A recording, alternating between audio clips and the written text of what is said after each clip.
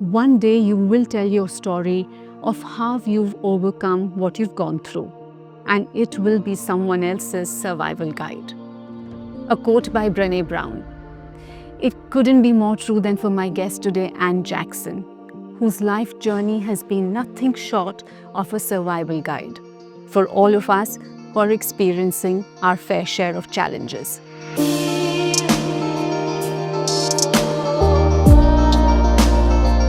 From the other side, it has been my pursuit to present stories of real women with extraordinary outcomes.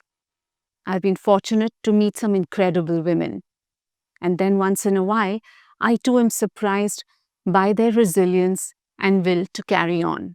Anne Jackson is a founder and CEO of One Life Coaching Middle East, an internationally well-renowned therapist and life coach who's helping people both in corporate and personal spheres of their life and fostering emotional and mental well-being.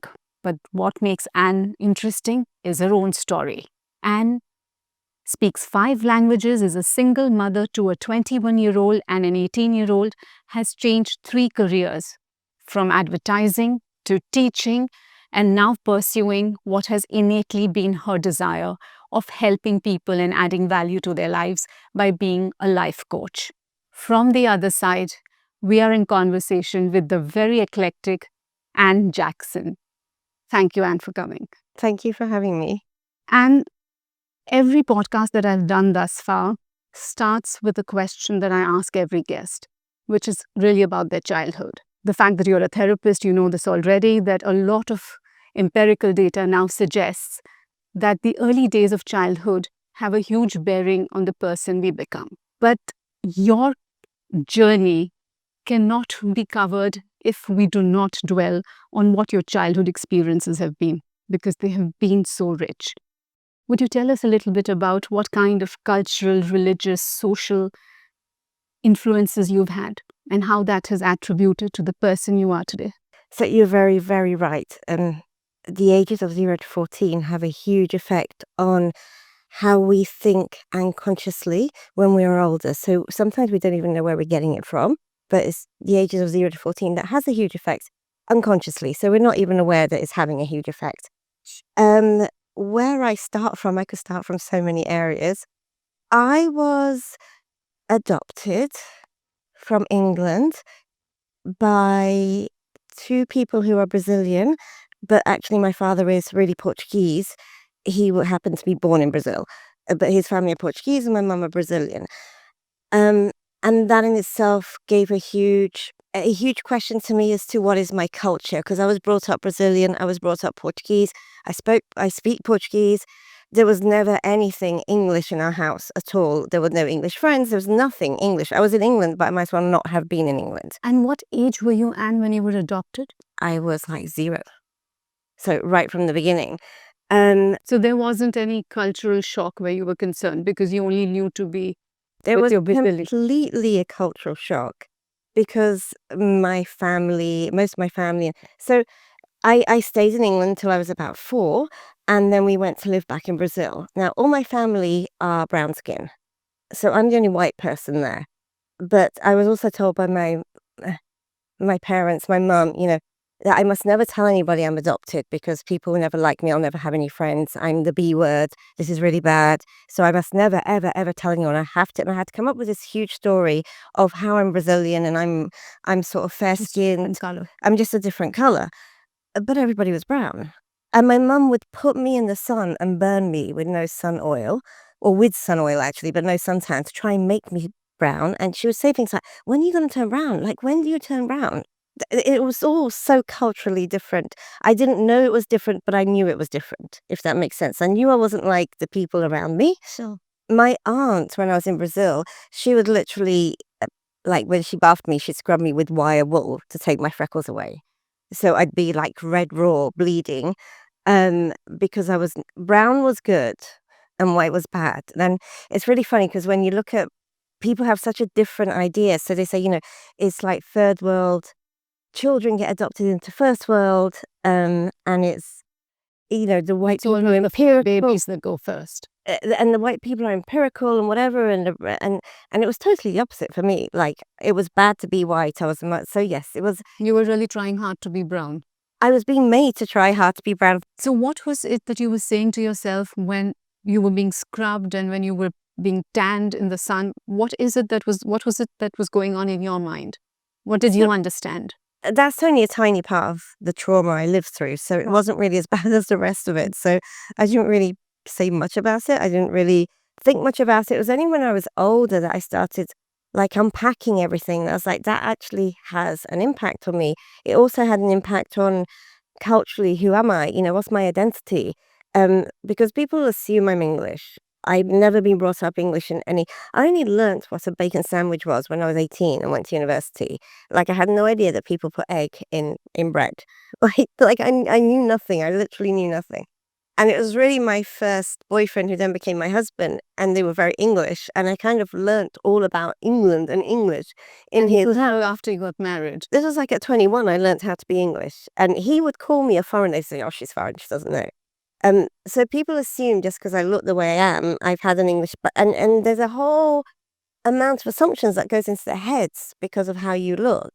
You just assume it. So then, and if I can prod further down on this, what were the other attributes that influenced you in your childhood? I know we've spoken about it before, but I'd like for you to share it if that. You mean the good attributes or the bad attributes? Both, anything that comes to mind, those that have been pretty defining to you as a child and therefore contributed to who you are today. So there was the whole cultural thing. There was also, I'm not sure my adopted mother should have ever had children. She was I can say this as an adult now when I look back, but she just had no idea how to care for children, like none whatsoever. She was very infantile, so I think she just got to 8 years old and stuck there. And I think she wanted us as toys. And I'm not saying that lightly or horribly. I really do think that is what it is. To the point where she would tell a story where I ended up in hospital with gastroenteritis or something when I was 3 months because she forgot to feed me because my brother would make too much noise. And so therefore, how can she possibly feed me if my brother is making too much noise? It's not her fault. And she will literally tell this story like this because she does not see what's wrong with forgetting about me if my brother's making too much noise. Up until today, it's like she has absolutely no clue how to care, love, give affection. She just has none. So I don't think I had a caring mother, a loving mother. I never saw any love. And my father was, I think, scared of the world. So he would go into a job and within about a year or two, he'd be saying, right, they're going to sack me, I have to leave. So we moved around. I went to about 13 primary schools. Every type of school I went to, most people don't realize this, but obviously every type of different, a school has different disciplines, different ways. People go to school and then think every other school is exactly the same, but they're all very, very different. And one of the things that always struck me was the handwriting. So if you go to I'd go to a Catholic school and you have to do really fancy cursive handwriting. And then I'd go to a Church of English school and it's like not quite cursive, but not quite. But I would be told off for my handwriting. My handwriting is terrible. I can't, and I'd have to learn it all again. And then I'd go to a state school and then it has to be block handwriting. I'd be told, and they'd literally, I don't think positive education existed back then. Not yet. So they would literally tell me off and tell me how bad I was for writing in such a bad way. And then I'd go back to a Catholic school and I'd have to do the cursive again. And then like little things like this that have a huge effect on you're just not good enough. So I never at school felt good enough at all because whatever I was doing was wrong. Like wherever I was, it was always wrong. I remember when I went to an American school in Brazil and I was always put in the bottom set because people just thought, because I wouldn't speak, so they thought I was stupid. And my handwriting was wrong, so they thought I was stupid. Luckily, I went to secondary school and somebody realized I was intelligent. But up until the whole of primary, I was always put in the bottom set, the remedial set, the special need. I didn't have any special needs because people thought I was stupid. And one of the reasons I wouldn't speak is, apart from sort of there was no care at home, my brother, he's also adopted, and for whatever reason, I think he may have had, I don't know, I'm guessing here, but he may have had something like ADHD or something, and neither of my parents could cope with it, so they just beat him all the time. Whenever he did something wrong, my dad would beat him practically until he would die, and my mum would be shouting, saying, don't kill him, and all this chaos would be going on. So my brother took up all the attention, of my mum especially, and he would run rings around her. And sometimes when we're in traumatic situations where we don't know how we're going to survive, what we do, like what my brother did, was try and be as naughty as possible, but it was beyond naughty. He would try and kill me, and I'm seriously, he would throw knives at my head, break my head open with bricks. I would be in the hospital a lot of the time. And when he did this, he would then be rewarded by being taken to a fun fair or given ice cream or something just to calm him down. And when he was often beating me up. Um, my mum would say, just be quiet, say nothing, and he'll stop. Like, don't fight back, just take it, basically, and say nothing. The other way to protect yourself when you're little and you don't know what else to do is to become invisible. So I became silent. I became invisible. I just wouldn't speak. So then when I'd get to school, people thought I was not speaking. There must be something wrong with me. I think in this day and age, people might look more into what's going on. The other reason I think we moved schools, and again, I can only say this from looking back, because my dad, we'd be going to one school, and then my dad would say, "Oh, your school's burnt down. You're going to another one." And I would be four, and I'd believe him, and I'd go, "Oh, my school's burnt down. Oh, that's terrible." Like, and then we'd go to one somewhere over there, not too far away. I think there was a reason for him to take me out of those schools. And what would that reason have been? So the other thing with my dad was he was very, very physically aggressive with my brother, but he did like to abuse me in different ways to my brother. So it wasn't physical abuse, it was the other type of abuse. There was psychological abuse, and then there was, I was going to say mental abuse, but that's the same really, emotional abuse, and then there was every type of other abuse going on. Um, so I think he just didn't want to get caught. So, and here you are, a little girl who's obviously not been shown love and care and encouragement. In fact, on the other scale, you've been made to feel stupid because you've not been able to write well, right? It wasn't just about the writing, no, it was just that I had no clue. So my parents also would tell everybody I'm stupid, so this came from home. And I think my parents wanted to tell everybody I was stupid because they didn't want me to say something that I shouldn't say against my parents or against my dad.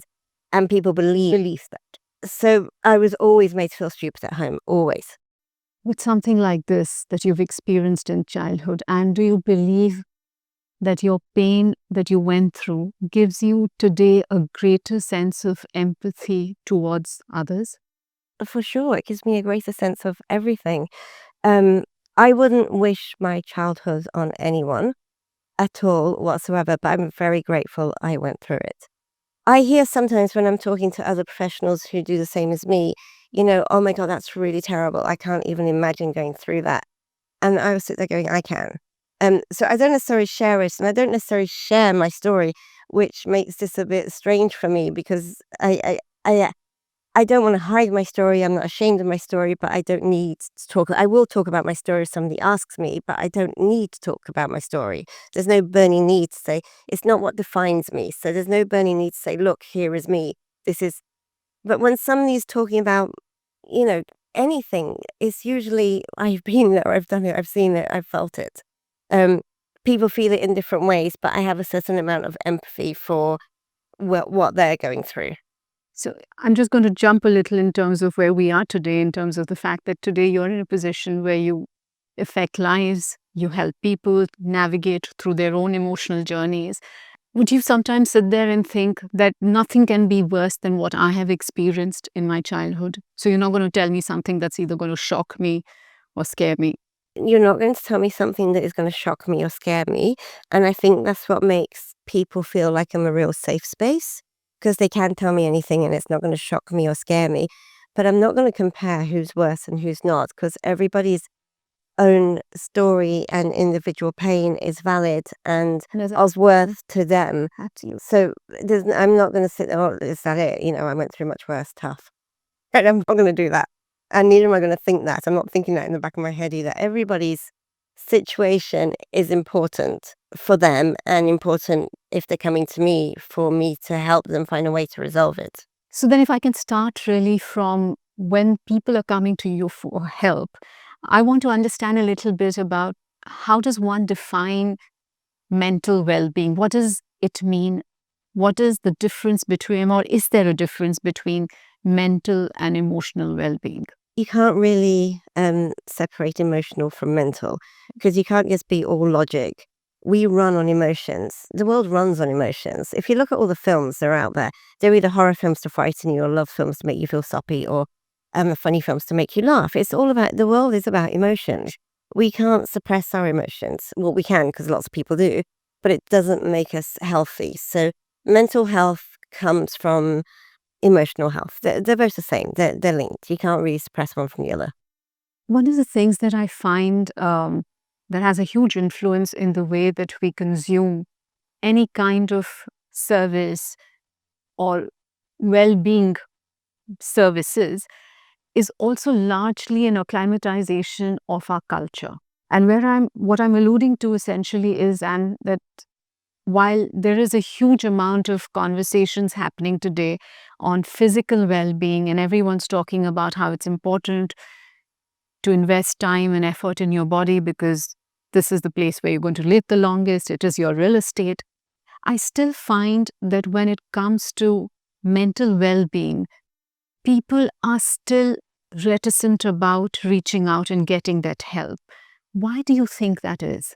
So if we just look back a bit, I don't know if you remember a day where your grandfather or your father, or there would be something wrong with them physically, and they'd say, "Don't fuss, don't fuss, don't fuss." Like and they don't want to go to see the doctor, and they don't want to go.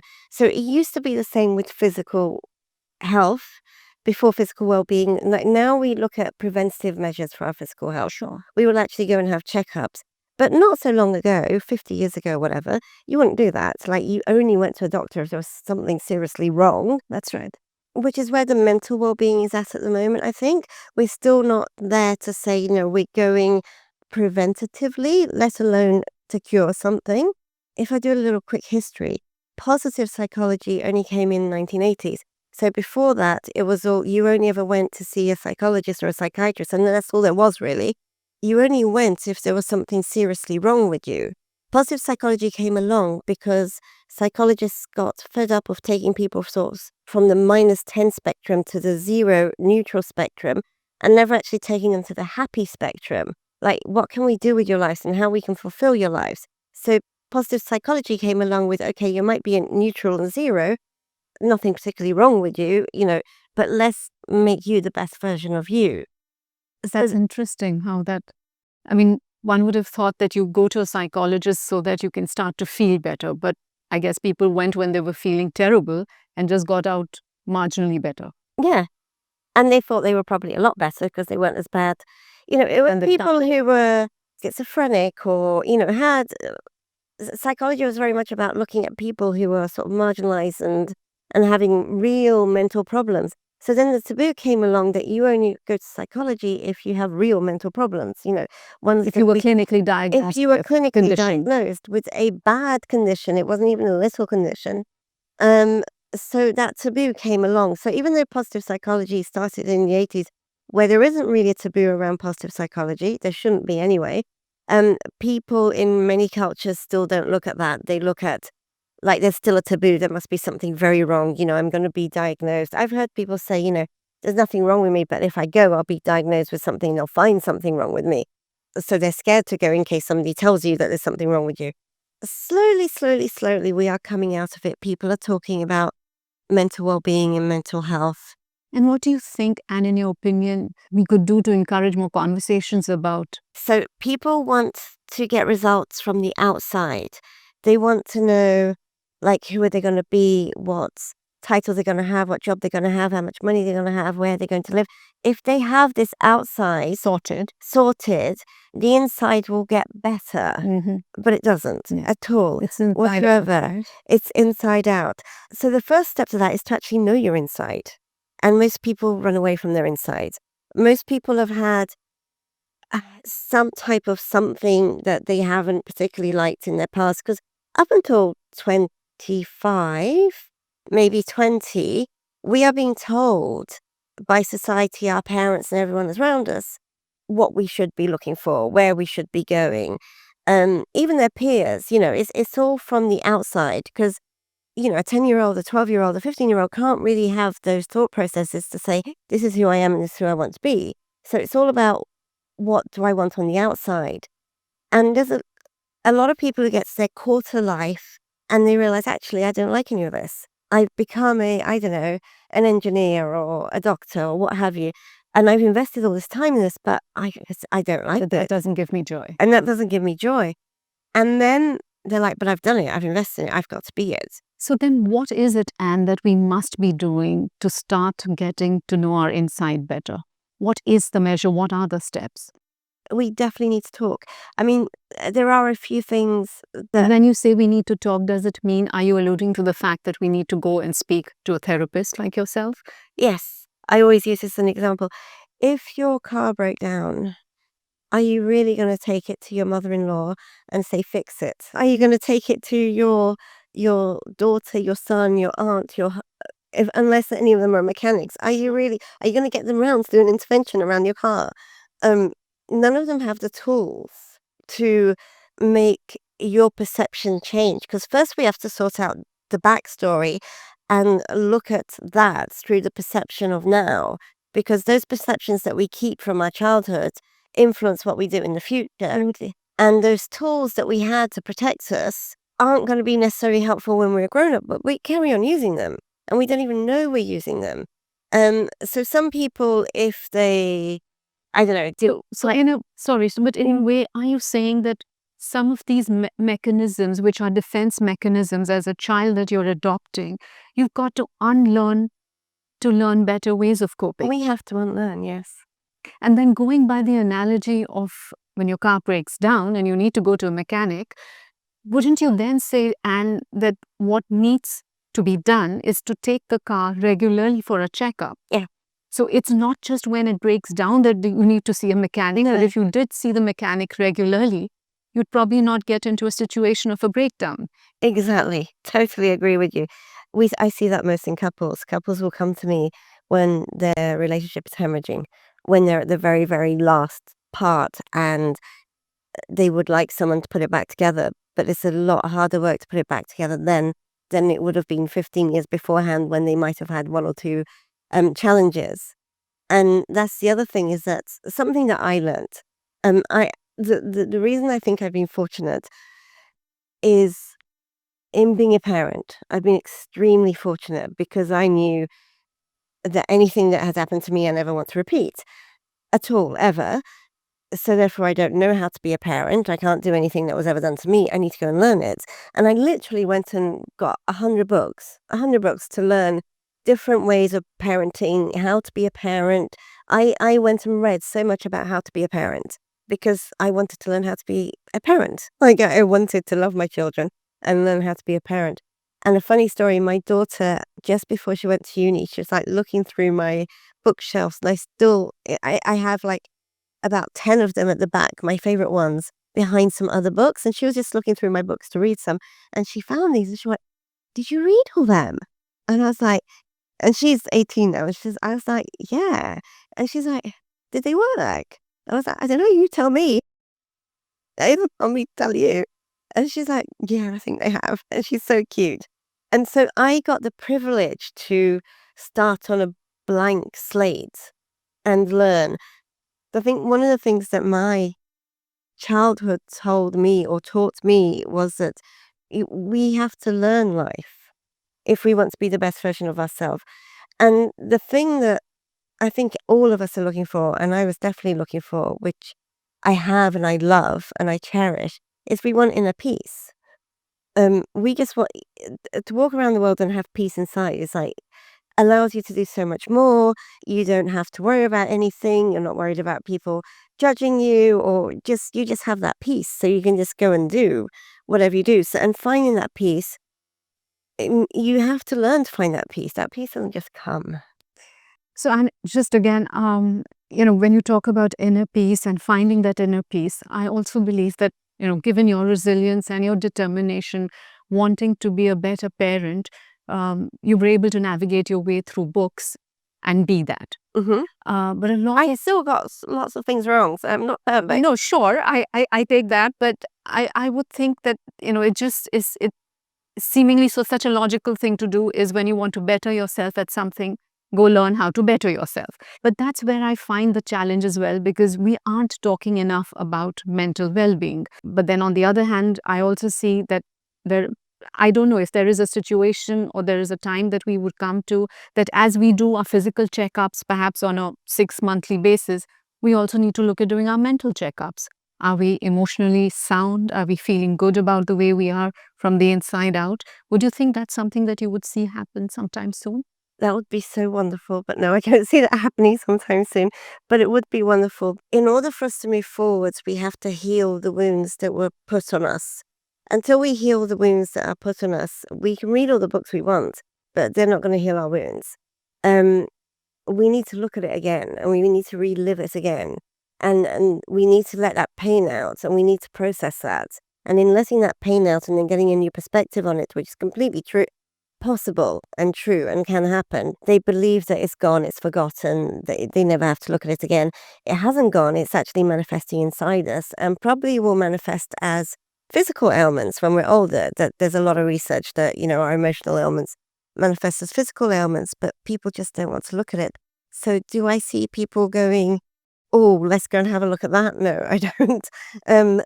Until there's more awareness, I get really frustrated when I hear, for example, on the news, on TV, is that if somebody's gone through some terrible trauma, oh, that's it. They're going to have to live with that forever. It's terrible. Now they're scarred for life. And I'll literally be shouting at the TV going, no, they're not. And no, they don't. So you believe it's a choice that we can make to not want to live with trauma all our lives? It's a process, and we can come out the other side and become a much stronger person like me, who's gone through the process, and I know you can come out the other side. I've done it. I've been there. And I know how painful it is and how terrible it is to. It took me 7 years of psychology to come out the other side, so it wasn't an easy process. And But what is the other side that you're referring to? How would you define the other side? light, calm, peace. Happy? Yeah, well, happiness goes without saying, but it's more about joy and contentment, because happiness is an emotion like any other emotion. We can't be happy 24/7. You can't, for example, you're not going to be happy at a funeral. That would make you a bit strange. But you can be content with yourself even when you're sad. You can be content with yourself when you're happy. You can be content with yourself when you have challenges or when you're frustrated at not being able to achieve something. You still have that inner contentment and that inner joy and that inner peace. So does joy outlast happiness, would you say? Is joy more long-term? That's the way I define it. People can define it in many different ways. Sure. But contentment doesn't mean we're content and we settle. Right. It just means that we're content with who we are so that we can achieve the next thing and the next thing and the next thing and the next thing. But the process to get to the point that you're referring to is a bit of a dark tunnel that you have to find your way through. It's going to be painful. It's something that you have to confront those memories or those situations or experiences which aren't wonderful to experience again, but that's the only way to be able to work through them. I wouldn't say that's the only way, because there are other people who use different ways. Mechanisms, okay. Yoga has been seen as one of the places where you can actually just be and be yourself, and therefore you have to take away everything that feeds your ego so that you yourself. I strongly believe in what I do, so I strongly believe in you have to talk about it to actually process it and let it go. Some people say you don't. I believe you do, and I have tried so many different things, and none of them worked for me in particular, but one might work for someone else, so I can't dictate, Sure. But you have to go, it's like, imagine if you broke your arm, and I said, right, we need to get to hospital and put a cast on it, and you're like, no, no, no, no, no, I'd rather have a broken arm. Hmm. And so the cast is going to be heavy. The cast is going to be horrible. You're going to have itches inside, and you'll want to scratch yourself, and you can't. It's going to be uncomfortable. Sometimes you're going to get really frustrated with it. But when you take the cast off, you're going to have probably a stronger arm than when you started with. Hopefully, Yeah. It's similar. But nobody would say, no, I'm not putting my arm in a cast. I'll just live with it broken. And so we live with our mental wellness broken. Some people. And think, well, I'm not going to look at that again. And then people have tried to speak, and I know this of myself, when we try to speak to our friends or our family, and they don't know mostly they don't know how to make that secure space and that safe space and help you navigate your emotions through that to get to the other side. They're quite often saying things that are loving, but are emotionally invested. Like, oh, you don't have to think about that now. It's okay, that's done, that's finished. Or Right. if you start crying, most of your family and friends will say, don't cry, Don't cry. don't cry, don't stop crying, it's okay, don't Yeah. stop crying. If you're if you're with someone like me, my job is to hold space for you to be able to cry in, Yes. because we need to cry. And then people have tried to speak to other people, but it hasn't. They've just kept it. They've never given this away. They've never processed it and seen another perspective. And so then you give up on speaking about it. You think, that's it. I'm just going to live with it for the rest. You don't have to, but many people think it. And I completely agree. If you don't emotionalize, you will physicalize at some point. And that's the point. You don't want to get to that No, stage. Yeah. not at all. Is happiness as elusive as it seems because it's not a constant state of mind? Or perhaps, if I may ask, why does it seem so elusive? Why is it that I can't be happy and joyful all the time? I don't think we want to be happy all the time. Like I said, it's not appropriate to be happy all the time. Happiness is an emotion. It's not a state. I would more say that contentment or joy, but contentment. So contentment is what we're after? Contentment and peace is what we're after. If we're at peace inside, and being at peace inside is very, very hard. In your practice, and have you seen a skew, a gender skew? Is it that more women come to you than men? Yes. And why do you think that is? Still, in many cultures, in many places, men are brought up to not have or show emotions. We all have emotions. Right. But they're brought up to suppress their emotions. So if they're a boy and they cry, they're told don't cry. Like a girl. Yeah. They're taught not to have emotions. So, but they still have them. And if you actually speak to men, they'll often speak about their emotions as if it's something physical. So Give us an example. I had a couple, and the husband was like, she left the house and I didn't know where she was. It was like a slap. She slapped me. He didn't say it was like a slap on my face. She slapped me, because that's what the emotion felt like. We all laugh at something that's funny, and we should cry at something that's sad. It's normal To have both sides of reaction. those emotions. Like, Yes. if something's sad and you don't cry, then there's something wrong. But people have been brought up to, you can only have the positive, you can't have the negative. And when you do that, quite often, men especially will only be able to show two types of emotions. They're either happy or they're angry. And all the other different emotions, like if they feel anguish, they get angry. If they feel sad, they get angry. If they feel frustrated, they get angry. If they feel fear and they only know how to show it in anger. What do you think we fear in terms of putting ourselves there and opening ourselves and seeking help for mental wellness? What is it that we are fearing? Is it vulnerability? So, as I said, I think people fear having to bring it all back up again. People fear being vulnerable. People fear judgment. People fear other people finding out that they've gone and done this.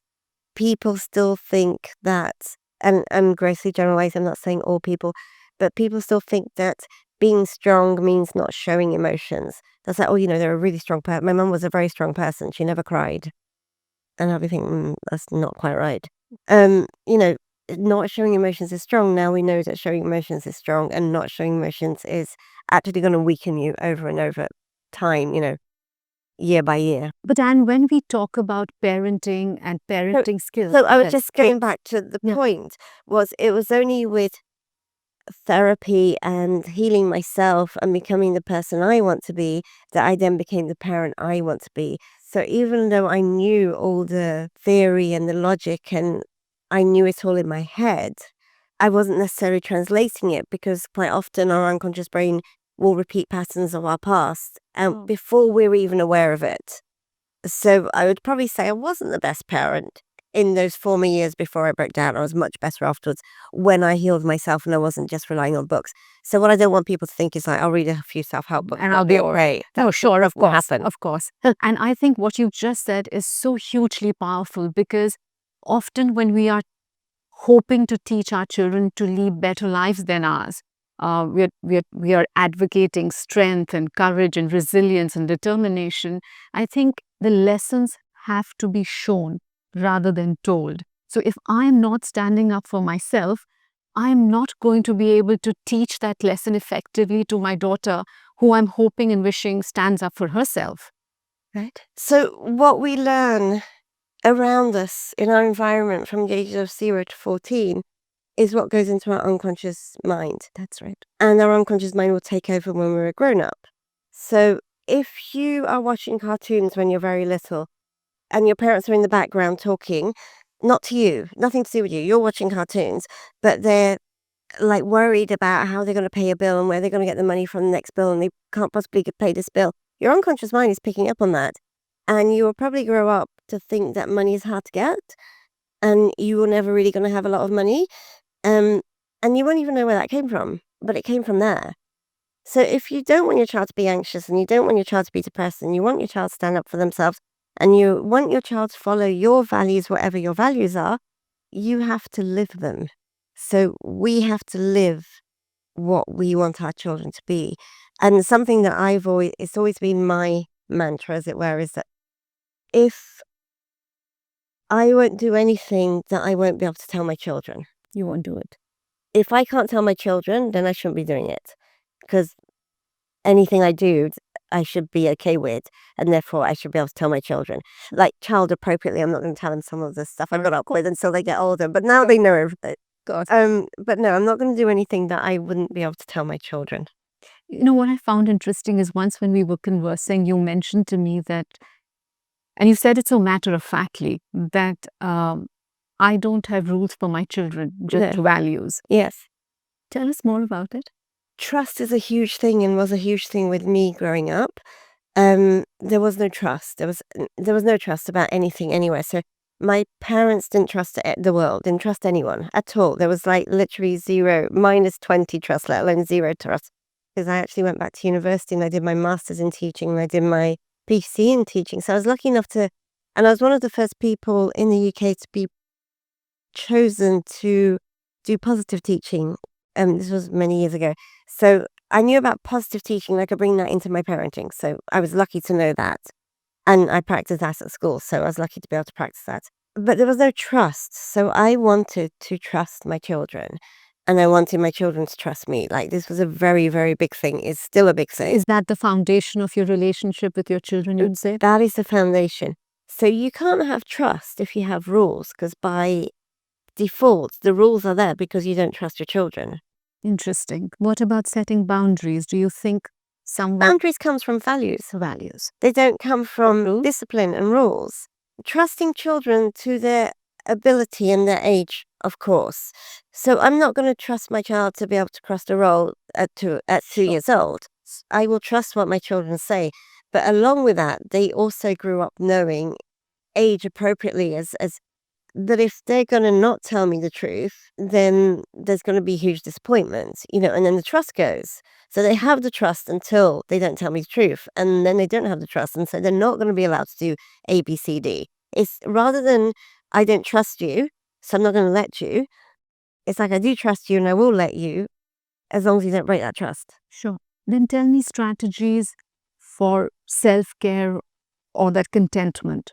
If you were with me, I want to know you and I want to be able to just take your insights, put it on the table so that we can look at it, get rid of what we don't want, maybe look at a few things differently, maybe have some strength from some other places, put back what you do want, you're going to feel a lot lighter and you're going to feel joy. Clearing the attic and those trinkets that don't work, we get them out of the way and keep what serves us. Yeah. 3 non-negotiables that you practice every single day. One non-negotiable would have been to do my positive book every day. A positive book is really important because what we're trying to do is rewire our brain to think of the positive and not of the negative. A lot of people, worry comes from the negative. So they always worry. I never worry. I taught myself not to worry. So I would do the positive book. After about 7 years of doing the positive book daily, my brain is rewired. So I now think of the positive all the time. I don't go into the negative, so I don't need to do that. So it's not something I need to do. I hear a lot of people sort of say, I have to exercise every day. Right, that's a non-negotiable. I exercise 3 times a week. I like it, but if I don't exercise, I'm still going to feel good. I don't have to exercise To feel good. to feel good. I don't have to go and do yoga to feel good. I don't have to meditate to feel good. I do them, I like them, but if I don't do them, I'm still going to feel just as good. But they're not anchored in those activities to feel good. No. And this is where sometimes I think it gets scary, is that these activities are plasters for what's actually underneath. These activities are very, very good and I love them, but I don't want them to be plasters for what's underneath, for the fear that lies underneath. The 3 things that I probably do every day without thinking, but I do have to do every day, I will always turn up as my authentic self. Beautiful. Always, every day. Like, Beautiful. that's all I am. I will help somebody every day. I'm lucky enough to have turned that into my profession. But if I hadn't, I'd probably still be doing it. But I'm so lucky that that is my profession. But I will help someone every day. So even when I'm on holiday and I'm not, doing my job, I will try and help someone every day. So I'll try and give every day. And I did have a third one, but I can't remember what it was. Doesn't matter because you've given us enough and more to chew on. And I can't thank you enough from the bottom of my heart to have taken the time out to come here and share your story with us. And I'm hoping anyone that's watching this today is going to feel a whole lot better about themselves and are going to seek mental well-being as part of their I hope so. physical regime. I really hope so. Thank you so much. Thank you for having me. Thank you.